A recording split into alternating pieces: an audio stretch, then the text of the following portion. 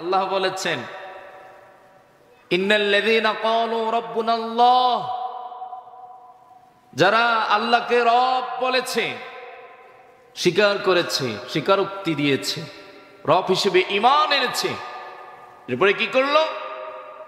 সুম্মা ইসতাকামু, ইস্তিকামাত থেকেছে, দৃঢ় থেকেছে।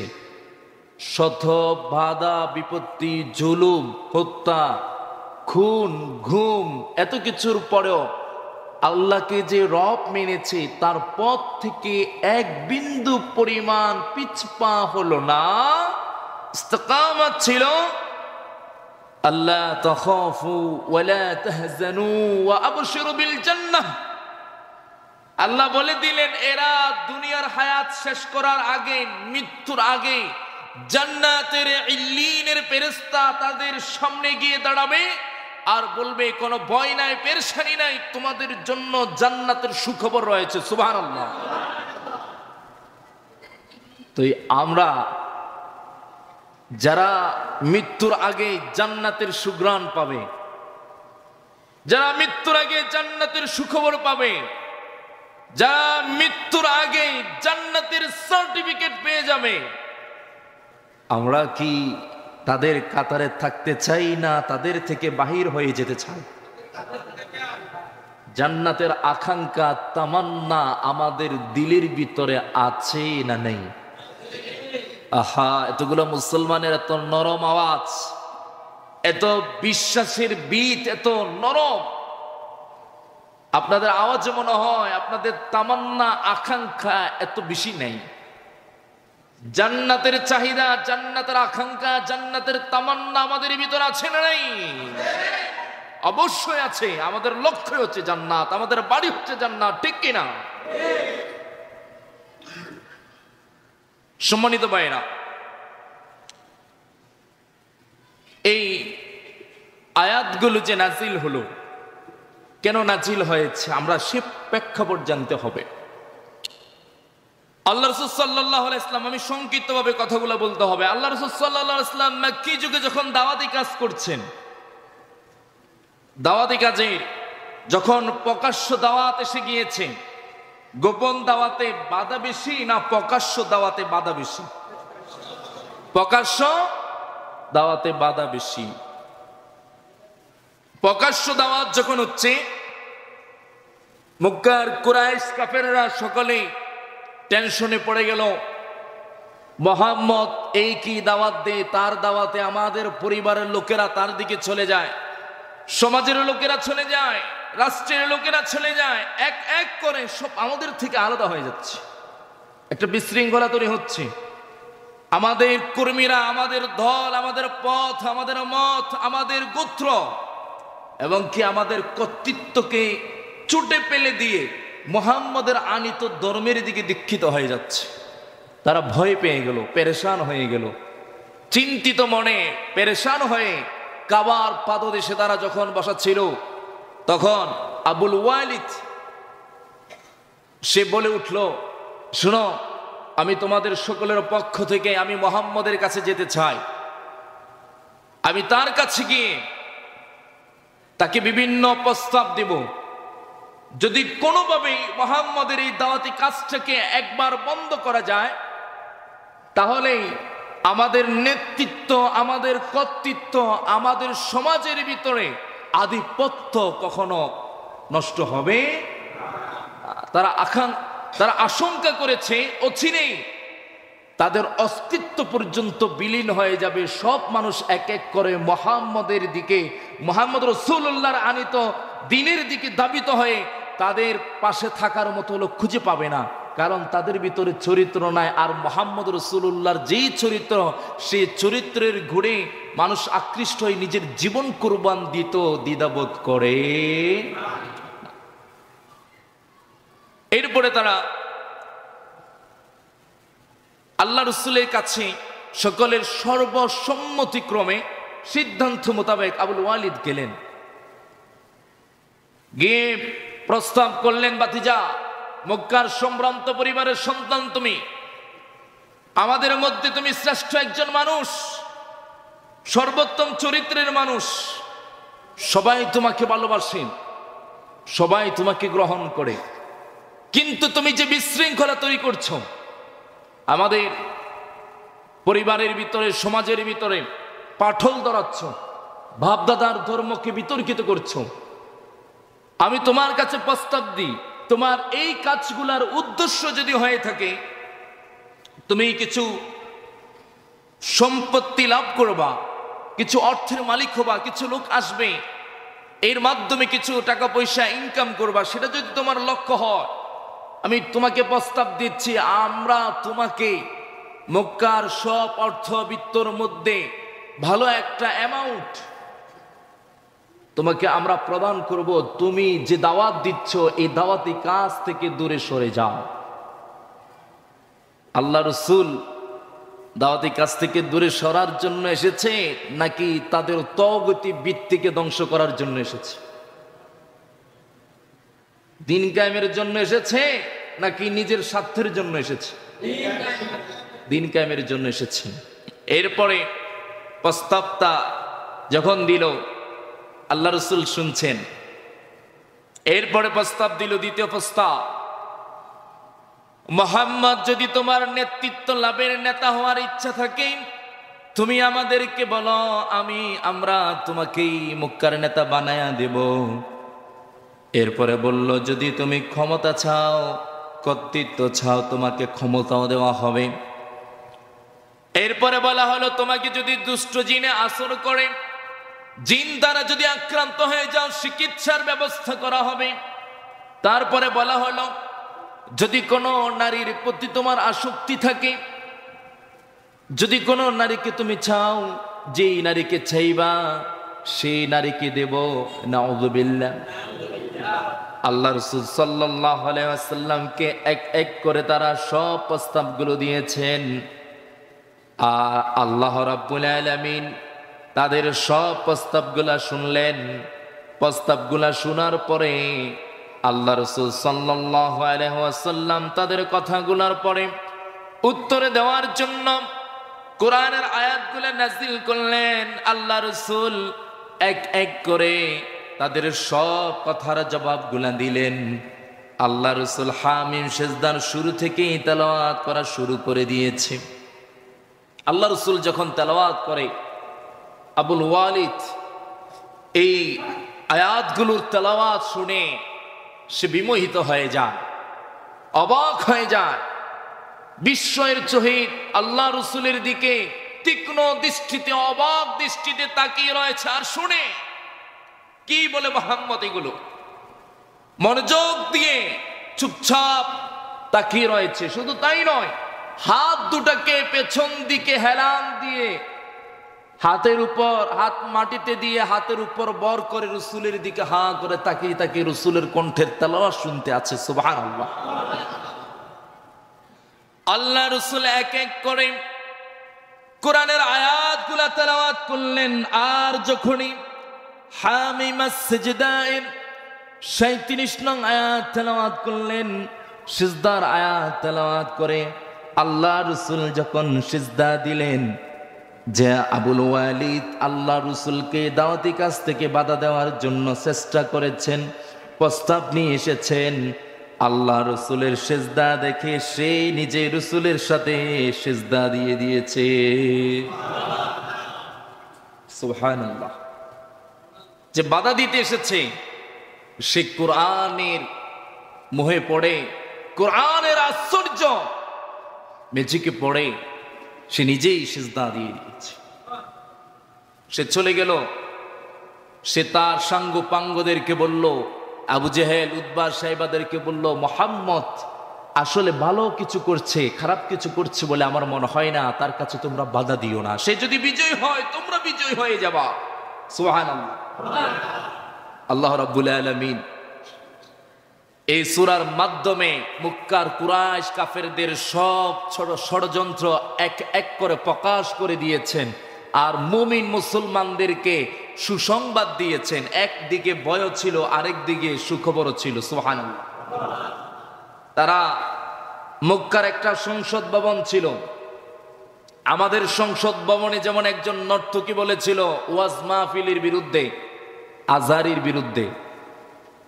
ঠিক তেমনি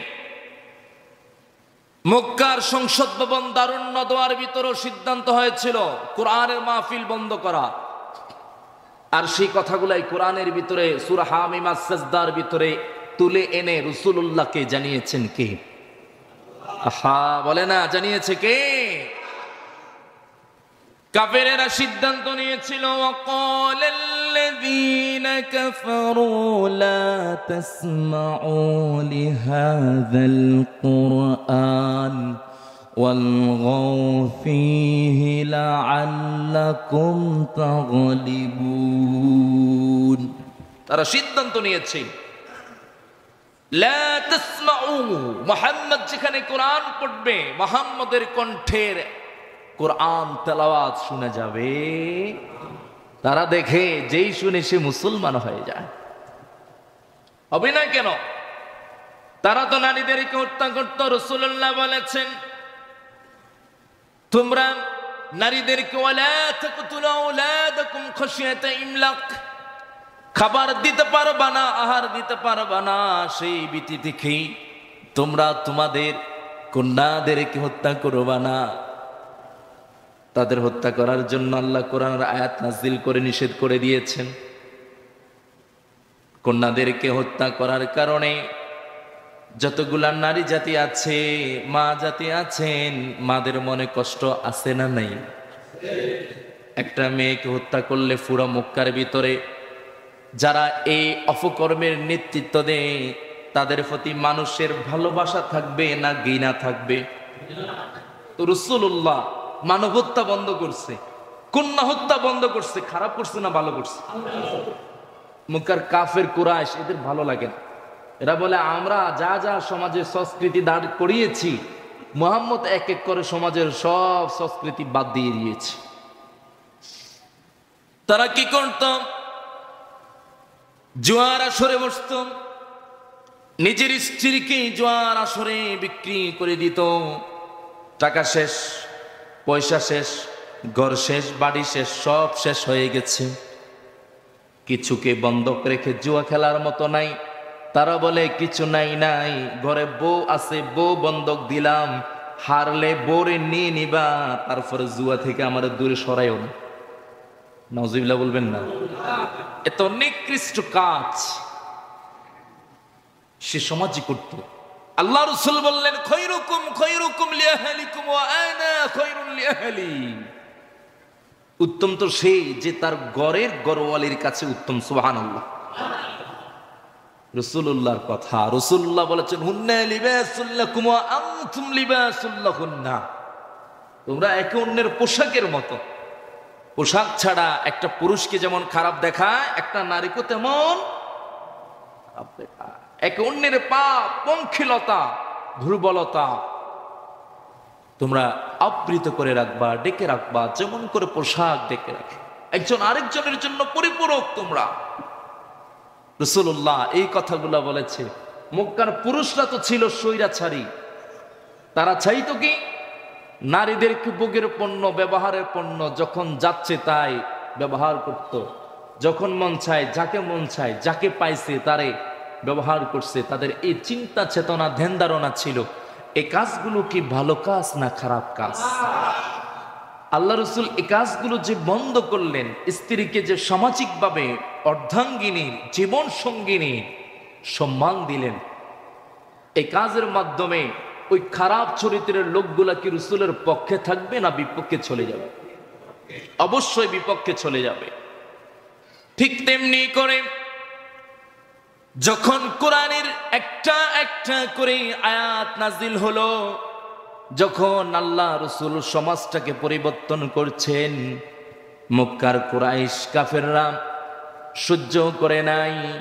তারা ভাবতেছে, মুহাম্মদ এক এক করে আমাদের যেই দাঁড় করানো অপসংস্কৃতিকে, আমাদের জীবনের সাথে সংশ্লিষ্ট কাজকর্মগুলোকে এক এক করে তুলে দিচ্ছে। আমার মনে হয় মক্কার মানুষরা, তাদের মনে হতো মক্কার মানুষরা মুহাম্মদের আদর্শে, মুহাম্মদের কথায় উজ্জীবিত হয়ে, আকৃষ্ট হয়ে তাদের দল থেকে ছেড়ে তাদেরকে ছেড়ে দিয়ে মুহাম্মদের পক্ষে চলে আসবে। হাঁটা চলা করার মতো সাথে সঙ্গী সাথী তো দূরে থাক, তাদের খোঁজ খবর নেয়ার মতো কোনো লোক খুঁজে পাবে না। সে আশঙ্কা থেকে তারা প্রচারণা চালালো, লা তাসমাউ, মুহাম্মদের কণ্ঠে কেউ কথা শুনবা না, পাগল মাজনুন। অপপ্রচার চালিয়েছে, জাদুঘর বলল, মাজনুন বলল, কবি বলল। যত অপপ্রচার করেছে মানুষ তত আকৃষ্ট হয়েছে। মানুষ বলল, কেমন পাগল যার কথা শুনে মানুষ নিজের মা বাবা বাপ দাদা সব ছেড়ে দেয়। সুবহানাল্লাহ। তারা দারুন নদওয়ায় যদিও সিদ্ধান্ত নেই আল্লাহ রাসূলের কণ্ঠে কোরআন শোনা যাবে না। রাত্রিবেলায় আবার যখন হয়, আল্লাহ রাসূল যখন রাত্রিবেলায় একাকী নীরবে নিভৃতে ওনার যে ঘরের মধ্যে কোরআন তেলাওয়াত করেন, মক্কার কুরাইশ কাফেররা আল্লাহ রাসূলের কোরআন না শুনে তারা রাত্রিবেলায় ঘুমাতে পারে। তারা কোরআন শোনার জন্য রাত্রিবেলায় সবাই একত্রিত হয়ে গেল, এসে গেল। আসার পরে কর্মীরা জিজ্ঞেস করে, নেতা আবু জেহেল, তুমি না কইলা মুহাম্মদের কণ্ঠের কোরআন শুনে যাবে না, তুমি কেন শোনো? তুমি কেন শোনো? সে বলল, আমি তো এসেছি তোমাদেরকে দেখতে, তোমরা কি আসো কিনা।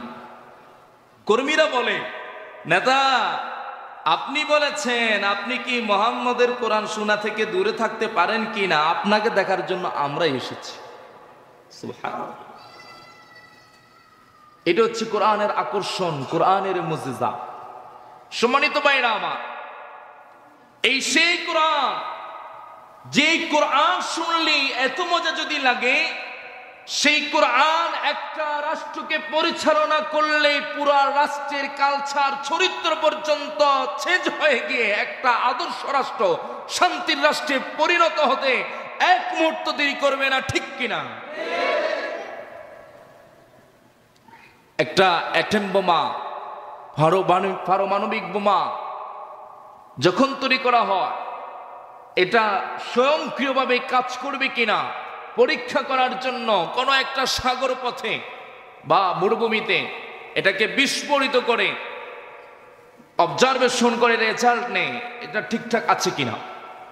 কোনো একটা রকেট অথবা আপনার বিজ্ঞানের কোনো একটা আবিষ্কার তৈরি করলে এটাকে প্রয়োগ করা হয়, একটা ওষুধ তৈরি করলে, প্রতিষেধক তৈরি করলে এটাকে যেমন করে প্রয়োগ করা হয়, প্রয়োগ করে রেজাল্ট দেওয়া হয়, ঠিক তেমনি কোরআন এটা মানব জাতির প্রকৃতপক্ষে সমাধান দিতে পারে কিনা, এটার ফলাফল যদি নিতে হয়, অবজারভেশন যদি নিতে হয়, পরীক্ষা যদি করতে হয়, কোরআনকে আপনার 4 দিন 40 দিনের খতমের জন্য বানালে হবে না।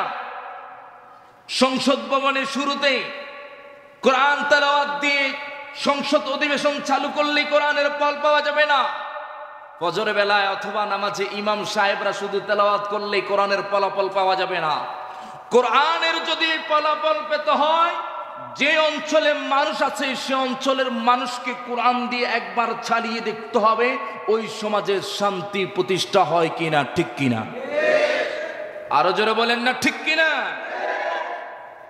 কোরআন এটা সেই কালাম, যেই কালাম মক্কার কুরাইশ কাফেররা একবার শুনেছে, সাথে সাথেই কোরআনকে অন্তরে যারা ধারণ করেছে এদের চরিত্র পর্যন্ত পাল্টে গিয়েছে। সুবহানাল্লাহর আওয়াজ নেই। একটা তলোয়ার দিয়ে, কথাটা শুনেন, একটা তলোয়ার দিয়ে একটা মানুষের শরীর থেকে ধারালো তলোয়ার দিয়ে ঝরে আঘাত করে, তীব্রভাবে আঘাত করে একটা মাথাকে কাটা যায়, কিন্তু একজন মানুষের চিন্তা চেতনাকে পরিবর্তন করা যায় না। রিমান্ডে দিয়ে, জেলে দিয়ে, হামলা মামলা জুলুম করে মানুষকে মানুষের দল থেকে পরিবর্তন করা যায় না। কিন্তু কোরআন এমন একটা কালাম, যেই কালাম একবার যারা বুকে ধারণ করবে, এই কোরআন ওই মানুষের পুরা লাইফ, পুরা জীবন জিন্দেগিকে পাল্টিয়ে দিবে, ঠিক কিনা?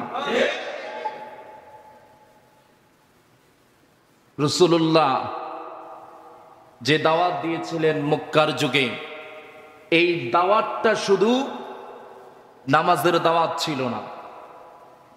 এই দাওয়াত তাসবিহ দানা হাতে নিয়ে সুবহানাল্লাহ আলহামদুলিল্লাহ পড়ার জন্য শুধু ছিল না।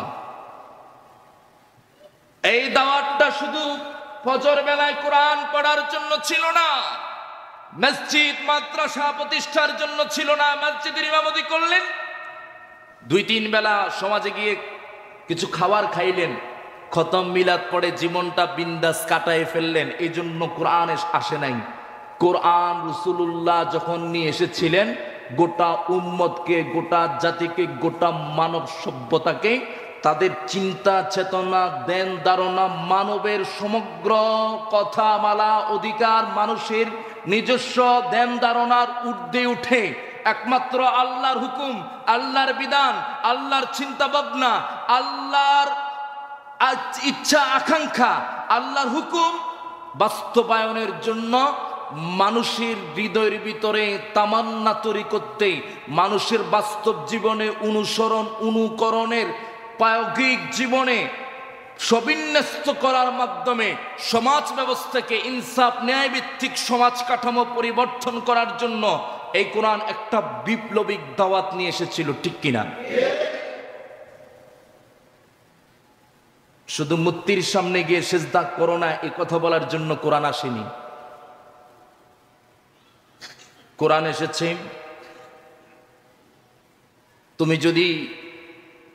তুমি যদি মুসলিম হও, তুমি যদি মানুষ হও, তোমাকে তোমার যাবতীয় হায়াতের প্রত্যেকটা মুহূর্তকে আল্লাহর কাছে সুপর্দ করে দিতে হবে। রাসূলুল্লাহ এই দাওয়াতগুলো দিচ্ছে। আবু জেহেলরা বুঝে গেল এ দাওয়াত যদি অ্যাকসেপ্ট করে তাহলে আমরা এখানে কথা বলার কোনো সুযোগ নাই। আমরা যদি কথা বলতে হয় আমাদেরকে কোরআনের ভাষায় কথা বলতে হবে। তারা যখন বলল শুনো না, তারা নিজেরাও শুনতে এসে যায়। এরপরে সিদ্ধান্ত নিল যেখানে পড়বে কোরআন, যেখানে চলবে দাওয়াতি কাজ, সেখানে বাধা দাও, হট্টগোল শুরু করে দাও, বিশৃঙ্খলা শুরু করে দাও, মারপিট লাগিয়ে দাও, হামলা মামলা দিয়ে দাও। যেখানে দাস চলবে, যেখানে দাওয়াতি কাজ চলবে, সেখান থেকে গ্রেফতার করে নিয়ে জঙ্গি মিছিল, জঙ্গি বৈঠক বলে পচারণা চালিয়ে এদেরকে জেলে ঢুকিয়ে দাও, ঠিক কিনা? সম্মানিত ভাইরা, এই কাজগুলো করেছিল আবু জাহেলরা। তাদের এই জাতীয় চক্রান্তগুলোকে নচ্ছাদ করে দিয়ে, পাশ করে দিয়ে উম্মাহকে কোরআনের দাওয়াতের ময়দানে প্রয়োজনে নিজের জীবনের তর তাজা রক্ত নয়, শুধু প্রাণ থেকে আল্লাহর রাস্তায় বিসর্জন করে দিয়ে জান্নাতে যাওয়ার তামান্না তৈরি করে দিয়েছে এই কোরআন, ঠিক কিনা? এই কোরআনের জন্য তখন বলেছিল ইন্নাল্লাযীনা ক্বালু তাতানাজ্জালু আলাইহিমুল মালায়েকা, যদি আল্লাহকে রব মেনে নাও, আইনদাতা মেনে নাও, বিধানদাতা মেনে নাও,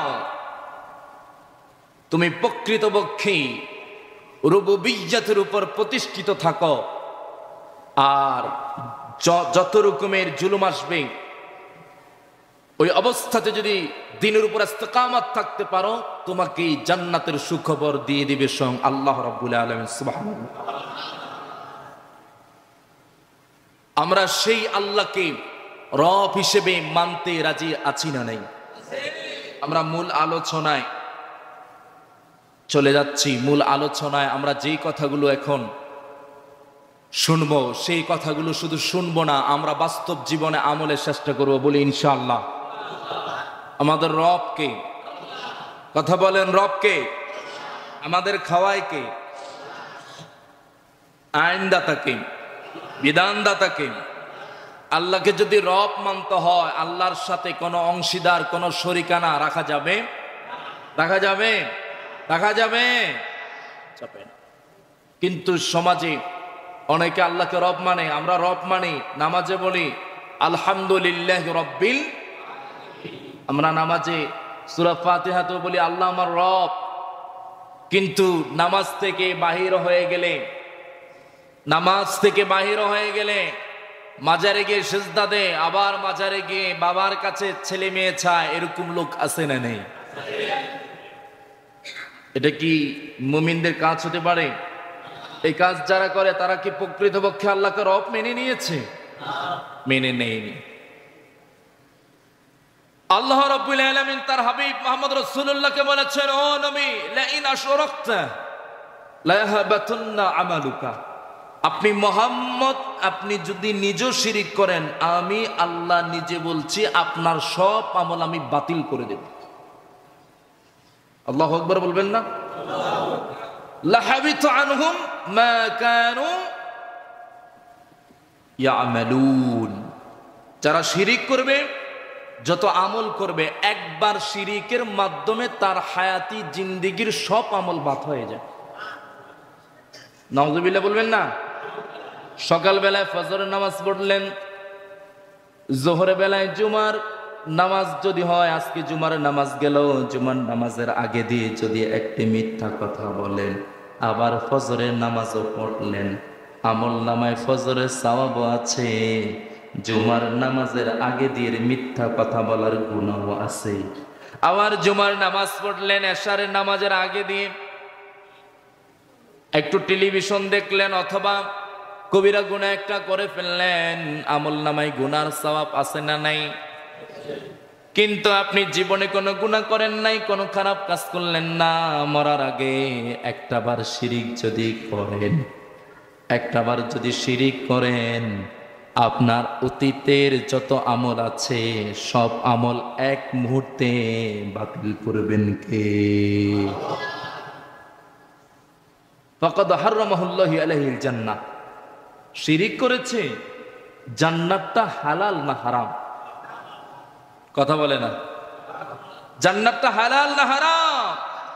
ফামান কানা ইয়ারজু লিকা রাব্বিহ ফালইআমাল আমালান সালিহা। কেউ যদি আল্লাহর সাথে সাক্ষাৎ করতে চায়, আমরা ইন্তেকালের পরে আমাদের সাথে সাক্ষাৎ করবেন কে? আল্লাহ বললেন, নির্বেজাল হয়ে আসবা, শিরিকবিহীন অবস্থা আসবা, প্রকৃতপক্ষে আমাকে রব মেনে আসবা। এই জন্য আল্লাহ বললেন, বান্দারা শুনো, কুল ইন্না সলাতি ওয়া নুসুকি ওয়া মাহইয়ায়া ওয়া মামাতি লিল্লাহি রাব্বিল আলামিন।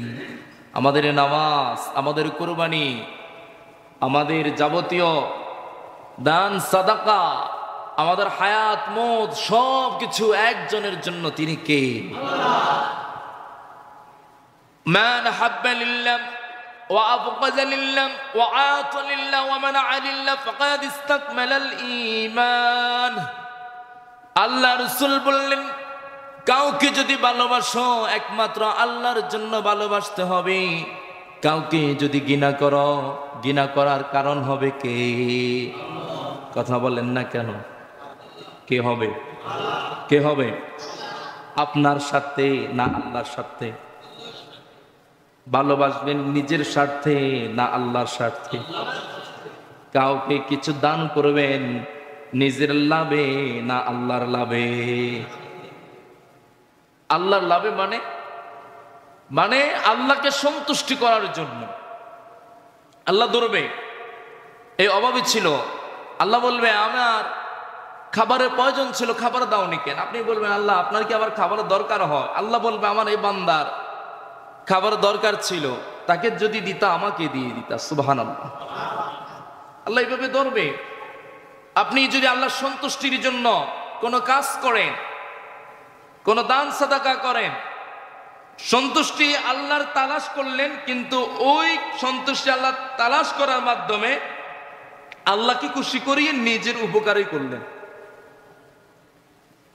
তাহলে আমরা যদি আল্লাহকে রব মানি, আমাদের ভালোবাসা, ঘৃণা, দান, অনুদান, ত্যাগ করা, আমাদের হায়াত, আমাদের মত, আমাদের নামাজ, আমাদের কোরবানি সব কিছু কার জন্য হবে? আল্লাহর জন্য হবে। আর আমরা আইনদাতা হিসেবে কাকে মানতে হবে? রুবুবিয়্যাত মানে শুধু লালনকারী পালনকারী নয়, আল্লাহ লালনকারী পালনকারী। হ্যাঁ, যখন মায়ের পেটে ফি কোরআনিম মাকিন ইন্টেনসিভ কেয়ার ইউনিটির ভিতর যখন 120 দিন পরে মায়ের রেহেমে সন্তানের প্রাণ এসে যায়, ওই অবস্থায় সন্তানকে খাবার দেন কে? বিজ্ঞানী দিতে পারবে? উলামায়ে কেরাম দিতে পারবে? জারবুক করে খাওয়াইতে পারবে?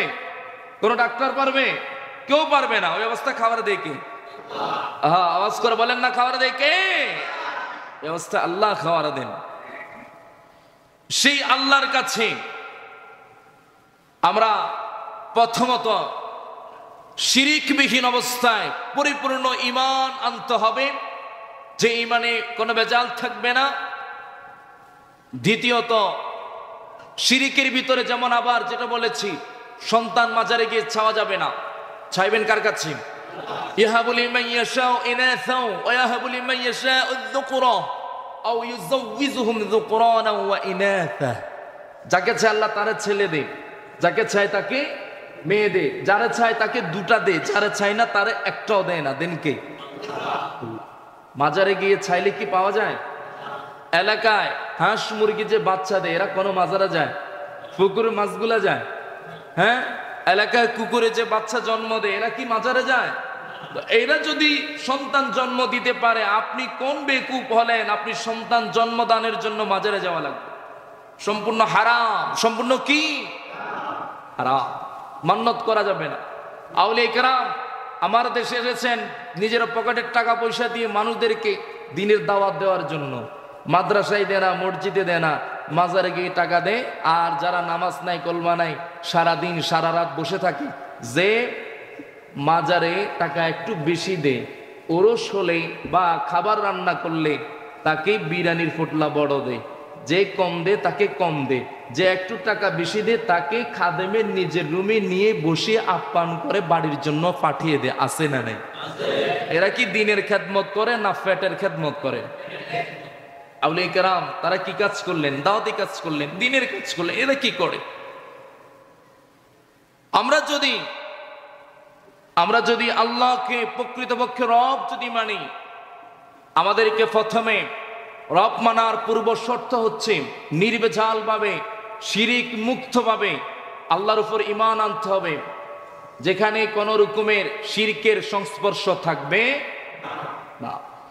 এরপরে আল্লাহ যদি রব হন, গোটা দুনিয়ার মালিকানা কার? কথা বলেন না কেন? গোটা দুনিয়ার মালিকানা কার? বাংলাদেশের মালিক কি বাংলাদেশের মানুষ না আল্লাহ? পৃথিবীর মালিক জনগণ নাকি আল্লাহ? কিন্তু আজকে গোটা বিশ্ববাসীকে সবক দেওয়া হচ্ছে সকল ক্ষমতার উৎস জনগণ। ঠিক কিনা? সবক কি দিচ্ছে? সকল ক্ষমতার উৎসকে জনগণ। আল্লাহ বলেছেন তাবারাকাল্লাযী বিয়াদিহিল মুলক ওয়া হুয়া আলা কুল্লি শাইইন কাদির। আল্লাহ বললেন সমস্ত ক্ষমতাকে আমি নিজের হাতের মধ্যে মুষ্টিবদ্ধ করে রেখে দিয়েছি। সুবহানাল্লাহ। আর আমাদেরকে সবক দিচ্ছে কি? ক্ষমতার উৎসকে। এই বিশ্বাস, এই আকীদা আমাদের ভিতরে রাখলে ঈমান থাকবে না ঈমান চলে যাবে? ঈমান থাকবে না ঈমান চলে যাবে? আমাদের সংবিধানে লেখা আছে সকল ক্ষমতার উৎস জনগণ। আমরা দেশের সংবিধান হিসেবে সেটাকে কি করি? রেসপেক্ট করি, কিন্তু আমরা এই কথা বিশ্বাস করি